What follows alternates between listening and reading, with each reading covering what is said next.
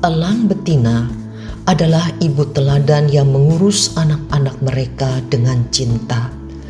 Sebelum bertelur, sang induk menyiapkan sarang di bukit-bukit tinggi, sedang di bawahnya terbentang jurang yang sangat terjal.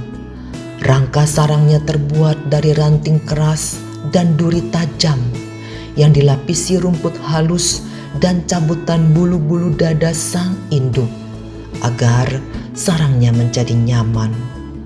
Setelah dierami beberapa lama, telur menetas dan muncullah anak elang kecil yang masih belum tumbuh bulu-bulunya. Saat anak elang lapar, paruhnya akan ditengadahkan ke atas, lalu sang ibu memasukkan makanan hasil buruannya ke mulut anaknya, sehingga anak elang pun mulai tumbuh semakin besar.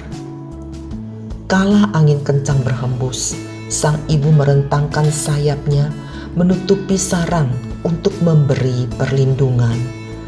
Suatu saat, anak elang kaget. Makanan dari ibunya tiba-tiba dihentikan. Perangai sang ibu jadi berubah, kejam, sehingga sang anak jadi bingung. Kenapa ibu jadi seperti ini? Di waktu yang lain, sang anak elang lebih kaget lagi saat sayap sang ibu dikibaskan sehingga rumput halus dan bulu-bulu di sarang berhamburan keluar. Kini tinggal ranting dan duri tajam yang menusuk badan. Ibu, tega nian kau melakukan ini semua kepada anakmu. Anak elang semakin kaget lagi sewaktu ia diusir dari sarang dengan didorong keluar sehingga jatuh terjun melayang. Ibu, kenapa mau kau bunuh anakmu sendiri? Namun ketika si anaknya itu hampir menyentuh dasar jurang, sang ibu menyambar dengan cepat dan menyelamatkannya. Demikianlah dilakukan berkali-kali. Sang induk mengangkat anaknya naik, lalu dari atas menjatuhkannya kembali. Sampai suatu saat, anak elang mulai merentangkan dan mulai mengepak-ngepakkan sayapnya untuk bisa mulai terbang sendiri. Melihat ini, induk elang dengan riang gembira mengajak sang anak terbang tinggi, tinggi sekali, sampai naik di atas awan. Raja Wali muda mulai belajar berburu mangsa binatang yang jadi makanannya.